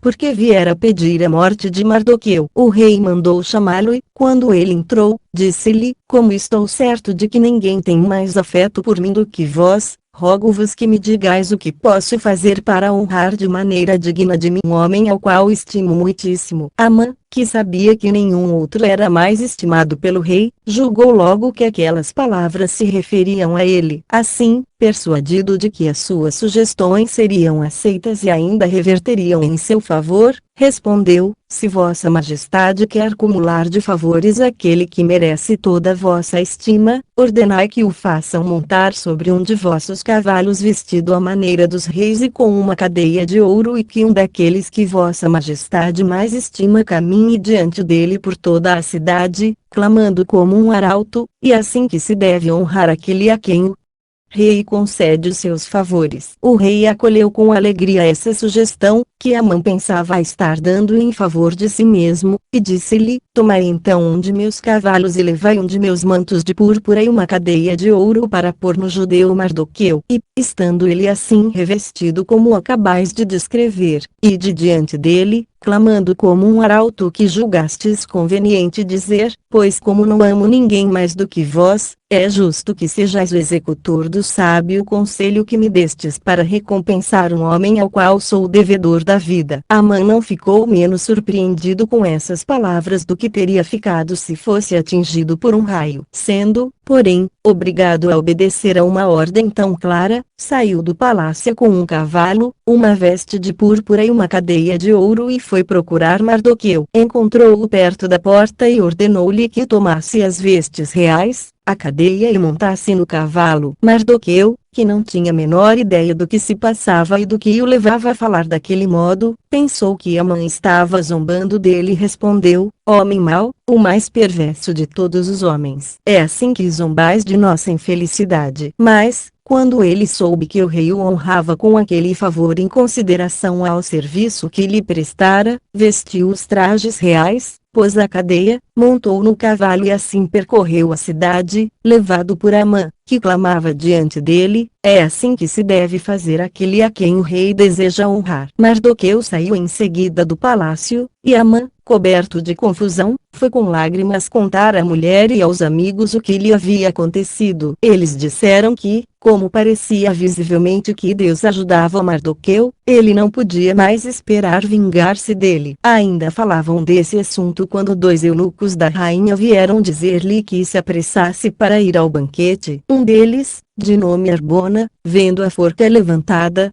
perguntou o motivo e soube que estava preparada para Mardoqueu e que Amã queria pedir ao rei para o executar ali. Ester 7. O rei, no meio do banquete, disse à rainha que lhe pedisse o que quisesse, pois podia estar certa de o obter. Ela respondeu que o perigo em que ela e todos os de sua nação se encontravam não lhe permitia falar de outra coisa e que não tomaria a liberdade de importuná-los se tratasse de condená-los todos a uma dura escravidão, pois tal aflição, por maior que fosse, seria de algum modo suportável. Tratava-se, porém, de sua inteira destruição e do extermínio de todo o seu povo, por isso ela não podia, em tão extremo perigo, deixar de recorrer à sua clemência. O rei, surpreendido com essas palavras, perguntou-lhe quem havia concebido aquela trama. Ela respondeu que fora Amã, o qual, pelo ódio mortal que tinha aos judeus, deliberara exterminá-los. A surpresa do rei foi tão grande que ele se levantou da mesa e, muito perturbado, foi para o jardim. Então Amã não duvidou mais de que estava perdido. Suplicou à rainha que o perdoasse, como naquele momento se inclinava, caiu junto do assento onde ela estava. O rei entrou e, vendo naquela posição, exclamou, ainda mais irritado: acelerado, o mais pérfido de todos os homens, quer ainda violar a rainha. Essas palavras infundiram tão grande terror no espírito e no coração de Amã que ele nada pôde responder. O eunuco Arbona, que estava presente, disse ao rei que quando estivera na casa de Amã, para chamá-lo ao banquete, vira uma forca de 50 côvados erguida na sua casa e soubera por um de seus servidores que era destinada a Mardoqueu. O rei ordenou que Amã nela fosse enforcado imediatamente, para castigá-lo com justiça com o mesmo suplício que ele tão injustamente queria infligir a outro. Nisso eu não saberia admirar suficientemente a sabedoria e o proceder de Deus, que não somente castigou Amã como ele merecia, mas empregou para isso o mesmo expediente de que ele planejara servir-se para se vingar de seu inimigo. Os maus deveriam aproveitar-se desse exemplo, pois vemos o mal que eles desejam para os outros cair muitas vezes sobre a cabeça deles próprios. Amã assim veio a perecer, por haver insolentemente abusado da excessiva afeição com que Artaxerxes o honrava. O soberano deu à rainha o confisco de todos os seus bens. Sabendo então que Mardoqueu era tio da princesa, entregou-lhe o anel que antes Amã usava. A rainha deu-lhe também todos os bens de Amã e suplicou ao rei que a tirasse da dúvida em que a punham as cartas que aquele malvado escrevera em nome do rei a todas as províncias do império para fazer massacrar todos os judeus no mesmo dia, pois a morte ser-lhe-ia muito mais doce que sobreviver à ruína de seu povo. O soberano não teve dificuldade em lhe conceder o que ela pedia. Prometeu escrever outras cartas como ela o desejasse, selá-las com o seu sinete e enviá-las a todas as províncias, a fim de que ninguém ousasse desobedecer. Mandou depois escrever as cartas e endereçá-las aos governadores e magistrados das 127 províncias do império. As cartas estavam assim exaradas: o grande rei Artaxerxes, a todos os governadores de nossas províncias e a todos os nossos oficiais, saudação. Acontece muitas vezes que aqueles aos quais os reis, por um excesso de bondade, cumulam de benefícios e de honras deles abusam, não somente desprezando os seus inferiores, mas se elevando com insolência contra os seus próprios benfeitores, como se tivessem deliberado abolir toda a espécie de gratidão entre os homens e julgassem poder enganar a Deus e esquivar-se à justiça. Assim, eles, quando o favor de seus príncipes os constituem a autoridade no governo de seus estados, em vez de cuidar somente do bem público, não temem surpreendê-los pelo excesso de suas inimizades particulares e nem receiam em oprimir os inocentes com calúnias. E isso não é apenas uma ideia ou simples suposição ou exemplos passados, mas um crime que os nossos próprios olhos testemunharam e que nos obriga a no futuro não prestar fé tão facilmente a qualquer acusação, mas cuidar antes de indagar da verdade, a fim de castigar severamente os culpados e proteger os inocentes, julgando de uns e de outros por suas ações, e não pelas palavras. Amã, filho de Amedata, Amalequita de nacionalidade e por isso estrangeiro, e não persa, educado por nós com tal honra que o chamávamos nosso pai, razão pela qual havíamos ordenado que todos se prostrassem diante dele, e considerado primeiro depois de nós, não pôde conservar-se em tanta honra nem guardar moderação em tão grande prosperidade. Sua ambição levou-o a tentar contra o nosso país, chegando mesmo a querer persuadir-nos de mandar matar Mardoqueu, a quem devemos a vida, e a procurar, com os seus artifícios, fazer a rainha Ester, nossa esposa, correr o mesmo perigo, a fim de que, privando-nos das pessoas mais queridas, afeiçoadas e fiéis, ele pudesse apoderar-se da coroa. Como, porém, reconhecemos que os judeus, cuja ruína ele nos fez decretar, não são culpados, mas, ao contrário, observam uma disciplina muito santa e adoram ao Deus que nos pôs o cetro nas mãos, tal como nas de nossos predecessores, e que conserva este império, não nos contentamos em apenas isentar esse povo do castigo que lhe seria infligido pelas cartas que Amã nos persuadiu a escrever, das quais não deveis fazer nenhuma conta.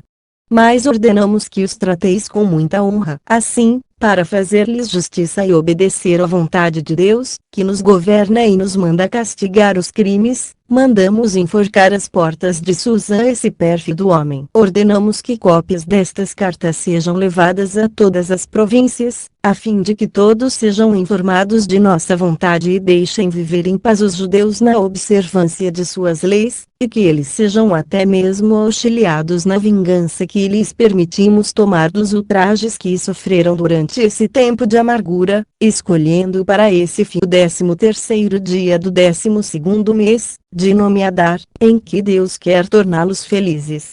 O mesmo dia que fora destinado à sua completa ruína. Quanto a nós, desejamos que esse dia traga felicidade a todos os que nos são fiéis e seja para sempre um sinal do devido castigo aos maus. Todas as nações e cidades saberão também que os que deixarem de obedecer ao determinado nas presentes cartas serão destruídos pelo ferro e pelo fogo. E, para que ninguém possa duvidar, queremos que elas sejam publicadas em todas as terras de nosso domínio, a fim de que os judeus se preparem para a vingança contra os seus inimigos, no dia que determinamos. Logo que essas cartas foram escritas, enviaram-se mensageiros a levá-las por toda parte, com a maior rapidez possível. Mardoqueu, ao mesmo tempo, saiu do palácio real vestido majestosamente, com uma coroa de ouro na cabeça e uma cadeia de ouro. Os judeus que estavam em Susã, vendo o grande prestígio que ele desfrutava, tomavam também parte na sua felicidade. Os judeus das províncias, para onde as cartas do rei haviam sido levadas, consideraram-nas, em transportes de alegria, uma luz favorável que lhes anunciava a libertação, e os seus inimigos sentiram tanto medo do ressentimento deles que vários se fizeram circuncidar, a fim de não perecer. Os correios do rei não deixaram de comunicar aos judeus que eles podiam, no 13º dia do 12º mês, ao qual chamamos Adar, e os macedônios, distro, vingar-se impunemente dos inimigos. Assim, não havia príncipe, governador, grande ou magistrado que não prestasse honras aos judeus, de tanto que eles temiam Mardoqueu. Quando chegou o dia marcado para a vingança dos judeus, eles mataram, em Susã, cerca de 500 homens. O rei disse à rainha e perguntou-lhe se ela estava satisfeita, porque nada havia que ele não fizesse para contentá-la. Ela rogou-lhe que prolongasse a vingança até o dia seguinte e mandasse enforcar os 10 filhos de Amã. Ele satisfez, e assim, no 14º dia daquele mesmo mês, os judeus mataram ainda em Susã cerca de 300 homens, sem tocar em coisa alguma de seus bens. O número dos que eles mataram no dia precedente, em todas as outras cidades, foi de 75.000. Empregaram o dia seguinte em regozijar-se com banquetes, e, ainda hoje, os judeus espalhados por todo o mundo solenizam esse dia e enviam uns aos outros parte do que é servido nas festas e nos banquetes. Mardoqueu escreveu a todos os judeus súditos do rei Artaxerxes que solenizassem aqueles 2 dias e ordenassem aos seus descendentes fazer o mesmo, para que fosse conservada a memória daquele fato, pois era muito justo o que, tendo o ódio mortal de Amã feito com que corressem o grande perigo de serem exterminados, eles agradecessem a Deus para sempre, não somente por tê-los salvo do furor de seus inimigos,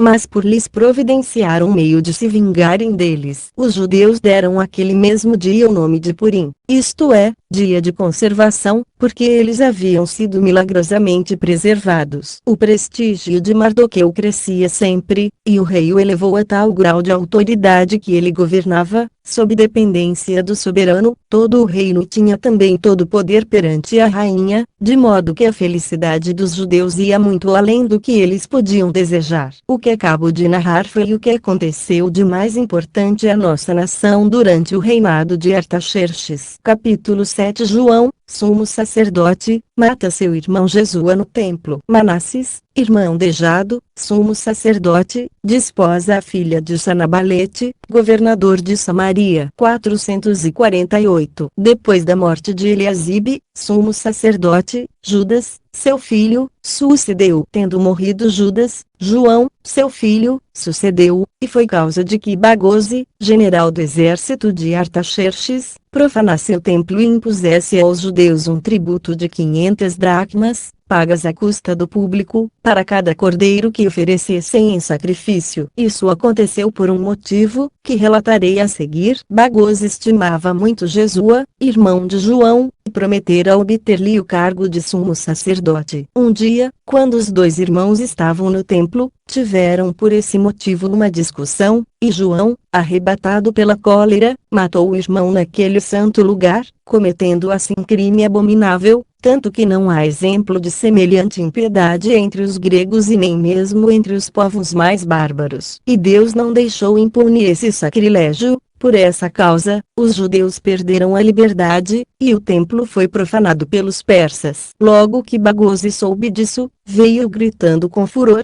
ai, miserável que sois, não tendes medo de cometer no vosso próprio santuário um crime tão espantoso? Ele quis em seguida entrar lá.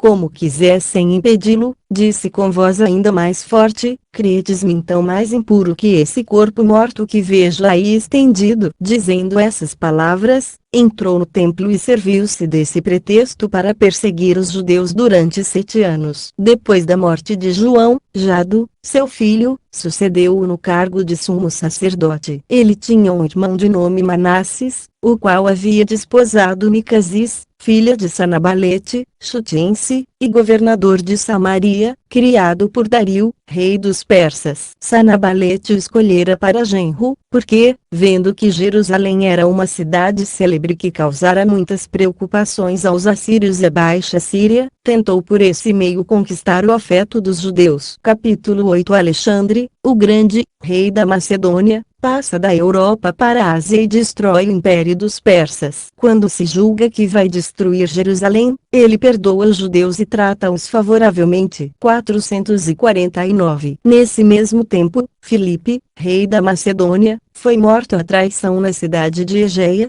por Pausânias, filho de Seraste, que era da família dos Orestes. Alexandre, o Grande, seu filho, sucedeu, e, passando o estreito do Helesponto, entrou na Ásia e venceu, numa grande batalha perto do rio Grânico, os que comandavam o exército de Dário. Conquistou em seguida Lídia e a Jônia, e atravessando a Caria, entrou na Panfilha. 450. No entanto, os mais ilustres de Jerusalém não podiam tolerar que Manasses, irmão de Jado, sumo sacerdote, tivesse desposado uma estrangeira, porque isso violava as leis referentes aos casamentos e estabelecia uma mistura profana com nações idolatras. Além disso, fora exatamente essa causa do cativeiro e de tantos males que haviam sofrido. Assim, eles insistiam em que Manasses ou despedisse a sua mulher ou não servisse mais no altar. Jado, forçado pelas queixas dos outros, fez valer essa proibição. Manasses então procurou Sanabalete, seu sogro, e disse-lhe que, ainda que amasse extremamente a sua mulher, o sacerdócio era uma tão grande honra entre os seus nacionais que ele não podia privar-se dela. Sanabalete respondeu-lhe que, se ele conservasse consigo sua filha, não somente faria desfrutar aquela honra, mas obteria para ele o cargo de sumo sacerdote príncipe da Judéia e conseguiria do rei Dario o consentimento para construir um templo semelhante ao de Jerusalém sobre o monte Gerizim, que é o mais alto da região e situa-se em Samaria. Sanabalete era então muito idoso, porém Manasses não deixou de sentir o efeito de suas promessas, pelo favor de Dário. Assim, estabeleceu-se em Samaria, e vários outros sacerdotes e judeus, que também haviam contraído semelhantes matrimônios, uniram-se a ele. Sanabalete, secundando a ambição do genro, deu-lhe dinheiro, casas e terras. Tudo isso veio causar grande agitação em Jerusalém. 451. Dário, tendo sabido da vitória obtida por Alexandre sobre os seus generais, reuniu todas as suas forças, para marchar contra ele antes que se tornasse senhor de toda a Ásia. Depois de passar o Eufrates e o Monte Tauro, que está na Cilícia, resolveu dar-lhe combate. Quando Sanabalete viu que ele se aproximava de Jerusalém, disse a Manasses que cumpriria a sua promessa logo que Dario tivesse vencido Alexandre, pois tanto ele quanto os povos da Ásia duvidavam que os macedônios, sendo em tão pequeno número, ousassem combater o formidável exército dos persas.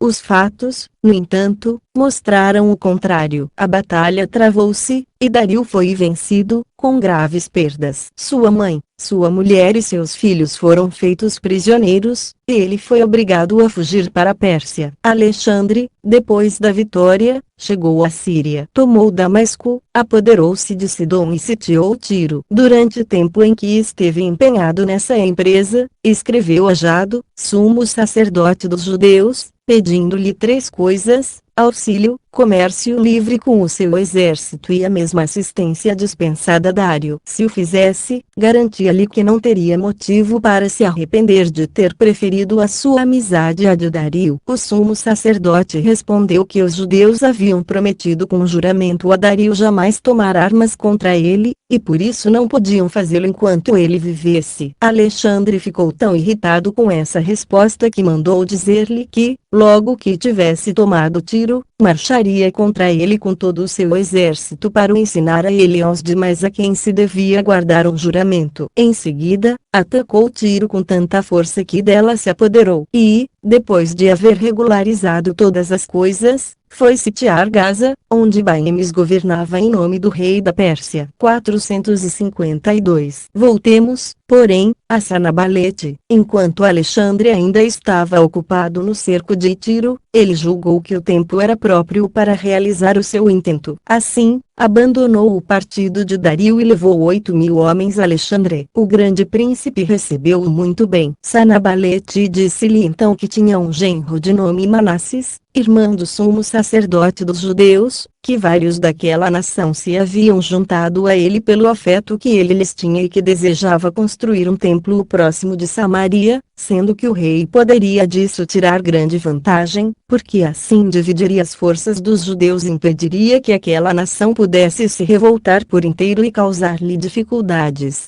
tal como fizeram os antepassados deles aos reis da Síria. Alexandre consentiu nesse pedido, ordenou que se trabalhasse com incrível diligência na construção do templo e constituiu Manasses sumo sacerdote. Sanabalete sentiu grande alegria por ter granjeado tão grande honra aos filhos que ele teria de sua filha. Ele morreu depois de passar 7 meses junto de Alexandre no cerco de Tiro e 2 no de Gaza. O ilustre conquistador, depois que tomou essa última cidade, avançou para Jerusalém, e o sumo sacerdote Jado, que bem conhecia a sua cólera contra ele, vendo-se com todo o povo em tão grave perigo, recorreu a Deus, ordenou orações públicas para implorar o seu auxílio e ofereceu-lhe sacrifícios. Deus apareceu-lhe em sonhos na noite seguinte e disse-lhe que espalhasse flores pela cidade, mandasse abrir todas as portas e fosse ao encontro de Alexandre revestido de suas vestes sacerdotais, acompanhado pelos demais, que deveriam estar vestidos de branco, sem nada temer do soberano, porque ele os protegeria. Jado comunicou com grande alegria todo o povo a revelação que tivera, e todos se prepararam para esperar a vinda do rei. Quando se soube que ele já estava perto, o sumo sacerdote, acompanhado pelos outros sacerdotes e por todo o povo, foi ao seu encontro com essa pompa tão santa e tão diferente da de outras nações até o lugar denominado Safa, que em grego significa mirante, porque de lá se pode ver a cidade de Jerusalém e o templo. Os fenícios e os caldeus que integravam o exército de Alexandre não duvidavam de ele, na cólera em que se achava contra os judeus, lhes permitiria saquear Jerusalém e daria um castigo exemplar ao sumo sacerdote. Mas aconteceu justamente o contrário, pois o soberano apenas viu aquela grande multidão de homens vestidos de branco e os sacerdotes revestidos com os seus paramentos de linho e o sumo sacerdote com o seu éfode de cor azul adornado de ouro e com a tiara sobre a cabeça, que continha uma lâmina de ouro sobre a qual estava escrito o nome de Deus, aproximou-se sozinho dele, adorou aquele augusto nome e saudou o sumo sacerdote,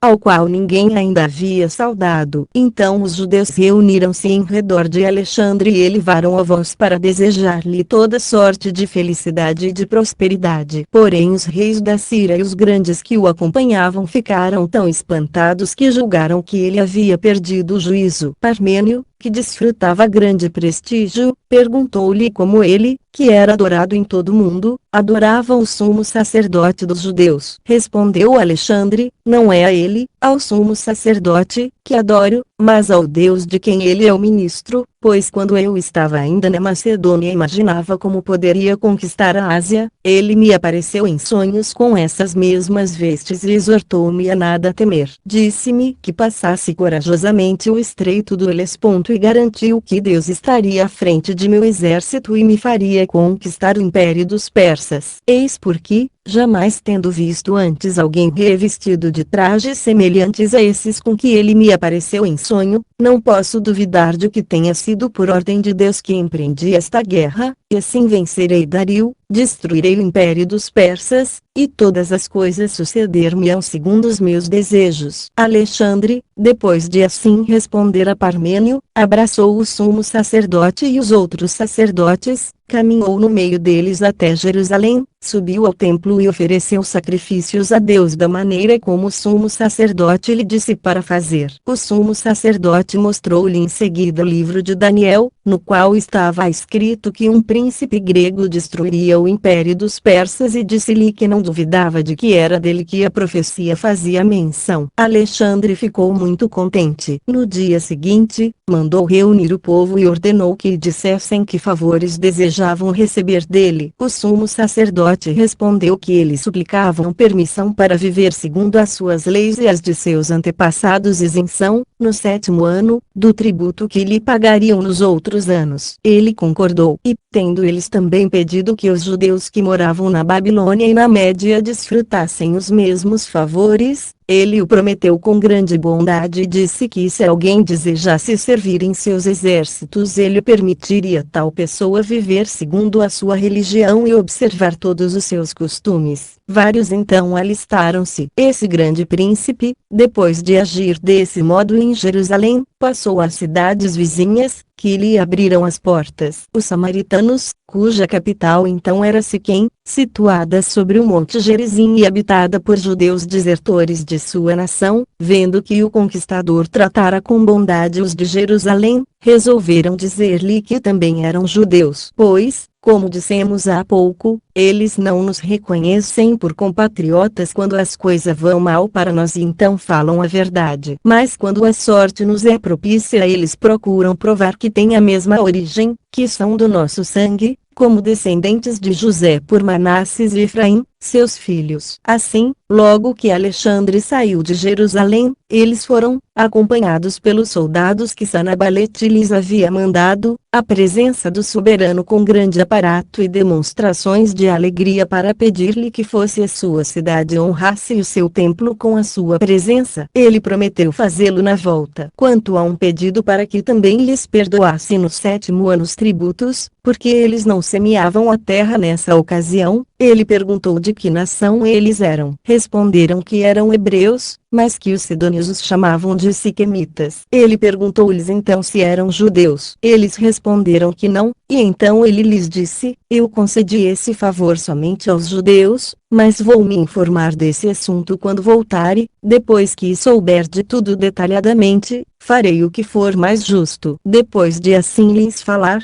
despediu-os, mas ordenou às tropas de Sanabalete que os seguissem ao Egito, onde lhes daria terras, o que ele fez logo em seguida, e os aquartelou como guarnições da Tebaida. Depois da morte de Alexandre, o império foi dividido entre os seus sucessores, e o templo construído no Monte Gerizim permaneceu em seu primitivo estado. Os judeus que moravam em Jerusalém e pecavam contra a fé, quer comendo alimentos proibidos, quer não observando o sábado, ou coisa semelhante, refugiavam-se entre os siquemitas, alegando que haviam sido injustiçados. Jado, sumo sacerdote, morreu nessa época, e Onias, seu filho, sucedeu-o.